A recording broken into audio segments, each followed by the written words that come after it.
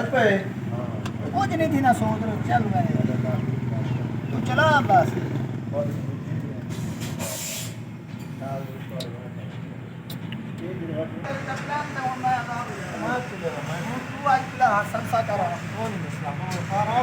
इतना ही हक्का लेना चाह हाँ वो आ बजे वेल कराउण गए ओ भला आन नहीं सी अद्धा तू मंगा ओ भला हक्का ले सोच रहा कितने ओवर त्रै अद्धे मंगाओ यही थई खड़ के को त्रै अद्धे आने टोपी वाला छोकरा नहीं खड़ा सी आंगे